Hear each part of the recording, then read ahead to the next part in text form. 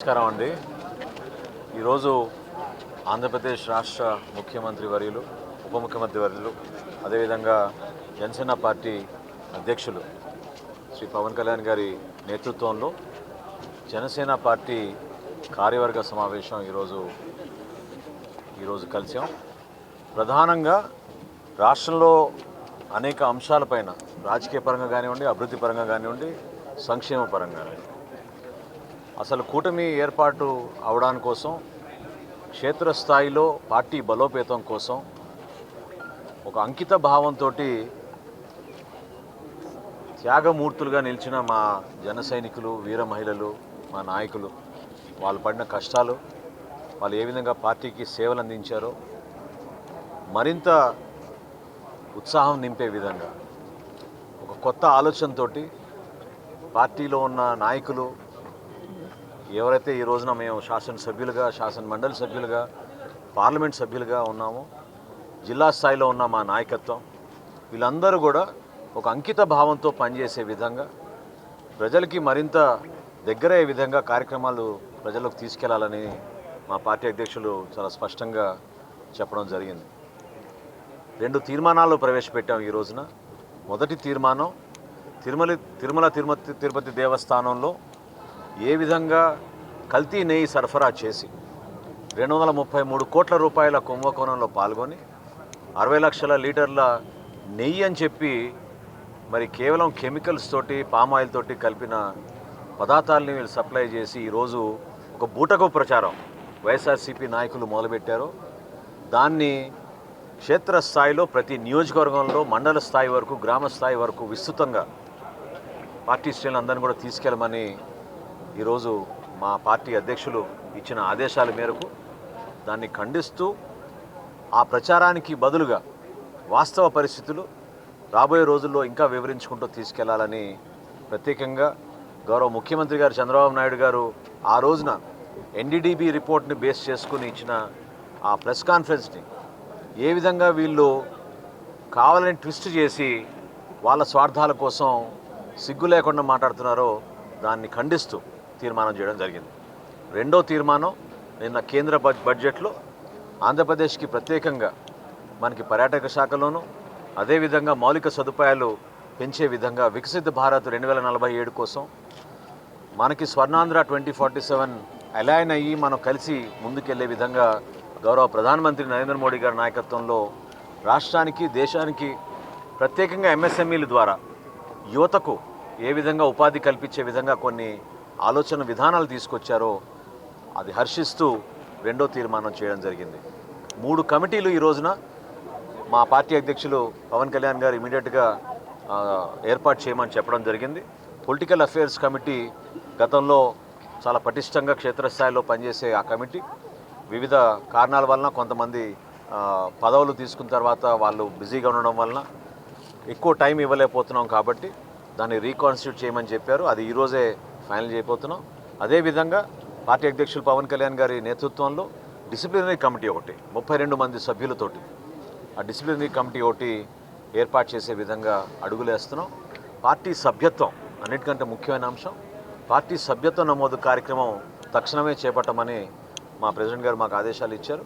దానికి అనుగుణంగా మేము ఉమ్మడి జిల్లాలుగా గతం నుంచి పనిచేస్తున్న మా ఆర్గనైజేషన్లో ప్రతి జిల్లా నుంచి కూడా ఇన్ఛార్జీలు నియమించుకునే విధంగా జిల్లా స్థాయి నుంచి నియోజకవర్గ స్థాయి నుంచి మండల స్థాయి, గ్రామ స్థాయి వరకు ఈ పార్టీ సభ్యత్వ నమోదు కార్యక్రమం మార్చి 14 ఆవిర్భావ దినోత్సవం లోపు రాష్ట్ర స్థాయిలో విస్తృతంగా తీసుకెళ్లే విధంగా ఖచ్చితంగా పార్టీ శ్రేణులందరినీ కూడా ఉత్సాహపరిచే విధంగా ఈ కార్యక్రమాన్ని ముందు తీసుకెళ్లమని చెప్పడం జరిగింది. ఆ కమిటీ కూడా ఈరోజు దాదాపు ఖరారు చేసి ఈరోజు రాత్రికల్లా ప్రకటించే అవకాశాలు ఖచ్చితంగా ఉన్నాయి. ఈ సమావేశం ద్వారా ఒక నూతన ఉత్తేజం, అంకిత భావంతో పనిచేసే భావన, నిజాయితీగా ప్రజల కోసం, రాష్ట్రం కోసం కూటమిలో మనం ఏ విధంగా కష్టపడి అందరం కలిసికట్టుగా రాష్ట్రానికి మేలు జరగాలనే తపనతోటి స్వార్థాలని పక్కన పెట్టుకుని పదవుల కోసం కాదు, ఇది మన రాష్ట్ర అభివృద్ధి కోసం, రాష్ట్ర భవిష్యత్తు కోసం అని గౌరవ పవన్ కళ్యాణ్ గారు, అదేవిధంగా రాష్ట్ర ముఖ్యమంత్రి చంద్రబాబు నాయుడు గారి నేతృత్వంలో మేము ముందుకెళ్తున్నాము. అది మరింత బలోపేతం చేసుకుంటూ ముందుకెళ్లాలనే లక్ష్యంతో ఈరోజు మా అందరికీ కూడా ఒక డైరెక్షన్ మా పార్టీ అధ్యక్షులు పవన్ కళ్యాణ్ గారు ఇవ్వడం జరిగింది.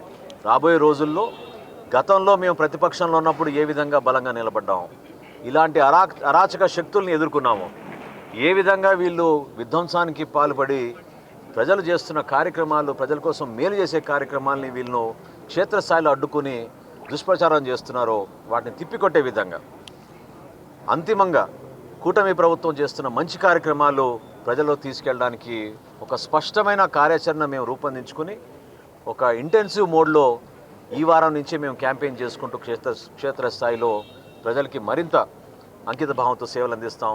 జనసేన పార్టీ ఎప్పుడు కూడా స్వార్థం లేని ప్రయాణం, ప్రజల కోసం ప్రయాణం, మన రాష్ట్రం కోసం, మన ప్రాంత అభివృద్ధి కోసం, మన యువతకు, మా జన సైనికులు, వీర మహిళలు ఏ విధంగా కష్టపడి ఆ రోజు ఈ కూటమి రావాలని కోరుకుని కష్టపడి పనిచేశారో ఆ లక్ష్యంతో ముందుకు తీసుకెళ్లే విధంగా ఒక అద్భుతమైన కార్యాచరణ సిద్ధం చేశాం. సార్, ఎమ్మెల్యే అరవసరేంద్ర వ్యవహారం ఏమైనా చర్చకు వచ్చిందా సార్? అనేక అంశాలు చర్చకు వచ్చినాయి. అందులో భాగంగా మన రైల్వే కోడూరు శాసనసభ్యులు ఆయన ప్రవర్తన గురించి తగిన సమాచారం ఏ విధంగా మాకు వచ్చిందో దాని వరకు మేము డిస్కస్ చేసాం. వ్యక్తిగత విషయాలు ఎప్పుడు కూడా పార్టీ పైన రుద్దకుండా పార్టీకి చెడ్డ పేరు రాకుండా చూసుకోవాల్సిన బాధ్యత ప్రతి వ్యక్తికి ఉంటుంది. ఇది ప్రతి ఒక్కరు కూడా పార్టీలో ఎన్నికబడ్డ ప్రజాప్రతినిధులు చాలా జాగ్రత్తగా వ్యవహరించాల్సిన ఒక ఆలోచన ప్రజల్లోకి తీసుకొచ్చే విధంగా మనం నిలబడాలి. కాబట్టి వ్యక్తిగత విషయాలు అది వాళ్ళు వ్యక్తిగతంగా వాళ్ళు సాల్వ్ చేసుకోవాలి. పార్టీకి మాత్రం ఖచ్చితంగా డిసిప్లిన్ యాక్షన్ కమిటీ ఉంది. దానికి ఒక కమిటీ వేశారు ప్రెసిడెంట్ గారు. వాళ్ళు రేపటి రోజున రైల్వే కోడూరులో పర్యటించి స్థానికంగా అక్కడ జరిగిన ఈ విషయం గురించి సమాచారం తీసుకుంటారు. శ్రీధర్ గారిని కూడా ఆ కమిటీ ముందు హాజరవ్వమని చెప్పడం జరిగింది. ఆ సమాచారం బేస్ చేసుకుని ఫర్దర్గా వాళ్ళు ప్రెసిడెంట్ గారికి రిపోర్ట్ ఇచ్చిన తర్వాత మేము మరొకసారి మీకు సమాచారం అందిస్తాం. లడ్డు వ్యవహారం పూర్తిగా పొలిటికలైజ్ అయింది. దానికి సంబంధించిన డిస్కషన్ ప్రత్యేకంగా తిరుమల తిరుపతి దేవస్థానంలో జరిగిన అవినీతి, ఏ విధంగా ప్రజల్ని మభ్యపెట్టి ఒక చుక్క నెయ్యి లేని నెయ్యిని సరఫరా చేసి 60 లక్షల లీటర్ల నెయ్యి ఏ విధంగా భక్తుల మనోభావాలు దెబ్బతీసే విధంగా మహాప్రసాదాన్ని ఏ విధంగా వీళ్ళు అపవిత్రం చేశారో వాటిపైన కూలంకుషంగా చర్చించాం. ఇది ప్రజల్లోకి తీసుకెళ్లాల్సిన అంశం. వీళ్ళు ఏమాత్రం కూడా సిగ్గు లేకుండా కల్తీ నెయ్యిని సరఫరా చేశామనే విషయం మర్చిపోయి ఎదురుదాడి చేయడానికి వీళ్ళు ప్రయత్నం చేస్తున్నారు. కల్తీ నెయ్యి కూడా కాదు, అసలు నెయ్యే లేదు దాంట్లో, కేవలం రసాయనాలతో కూడిన పదార్థాలు దాంట్లో కలిపి ప్రజల్ని ఆ విధంగా మోసం చేసిన వైఎస్ఆర్సీపీ పార్టీని, వాళ్ళ నాయకుల్ని మనం ఎండగట్టాల్సిన అవసరం ఉంది. ఖచ్చితంగా దాని గురించి ఒక ప్రణాళిక మేము సిద్ధం చేసుకున్నాం. సార్, పార్టీ నేతల తీరుకు సంబంధించి కూడా కాస్త ఆగ్రహం వ్యక్తం చేసిన సమాచారం. పార్టీ అధ్యక్షులు పవన్ కళ్యాణ్ గారు ఒక ఆవేదనతోటి చెప్పిన విషయం ఏంటంటే, ఇటువంటి సమస్యలు ప్రజలు ఇబ్బంది పడుతున్నప్పుడు, లేకపోతే తప్పుడు ప్రచారం ప్రజల్లో తీసుకెళ్తున్నప్పుడు కేవలం పార్టీ కేంద్ర కార్యాలయంలోనో జిల్లా హెడ్ క్వార్టర్లోనే కాకుండా ప్రతి నియోజకవర్గాల్లో, ప్రతి మండల స్థాయిలో కూడా మా నాయకత్వం స్పందించాలి, ఒక బాధ్యత తీసుకోవాలి. బాధ్యతగా ఖచ్చితంగా ఈ సమాచారం ప్రజల్లోకి తీసుకెళ్లే విధంగా మీ వంతు మీరు కృషి చేయాలి, ఆ పట్టుదల మీలో రావాలనే విషయం ఆయన ప్రస్తావించారు.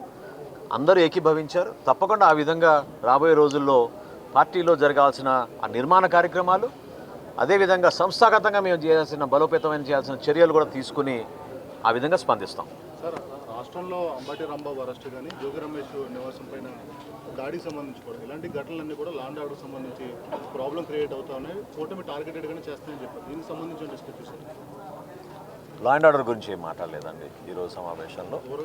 కానీ ఏ విధంగా వీళ్ళు రెచ్చగొడతారో, ఏ విధంగా వీళ్ళు కావాలని సమాజంలో చీలిక తీసుకొస్తారో, గతంలో ఈ మహానుభావుడు ముఖ్యమంత్రిగా ఉన్నప్పుడు అమలాపురంలో జరిగిన సంఘటనలు, సమాజంలో ఏ విధంగా చీలిక తీసుకురావాలని ప్రయత్నించి కేవలం ఓటు రాజకీయాల కోసం వీళ్ళ ప్రవర్తన గురించి మనకి అందరికీ తెలుసు. కాబట్టి అప్రమత్తంగా ఉండి ప్రజలకి ఏమాత్రం కూడా ఇబ్బంది కలగకుండా వాస్తవాలు ప్రజలకి తెలిసే విధంగా ఎవరైతే నోరు జారి ఇష్టానుసారంగా మాట్లాడి కించపరిచే విధంగా ప్రవర్తిస్తారో ఖచ్చితంగా దానికి ధీటుగా జవాబు చెప్పాల్సిన బాధ్యత మనందరిపైన ఉంది. దానికి జనసేన పార్టీ ఎప్పుడు కూడా కూటమిలో గౌరవ ముఖ్యమంత్రి గారి నాయకత్వంలో పవన్ కళ్యాణ్ గారు ఇచ్చిన ఆదేశాలు, సూచనల మేరకు తప్పకుండా మా నాయకత్వం క్షేత్రస్థాయి నుంచి స్పందించే విధానం మేము అమలుపరుస్తున్నాం. Thank you.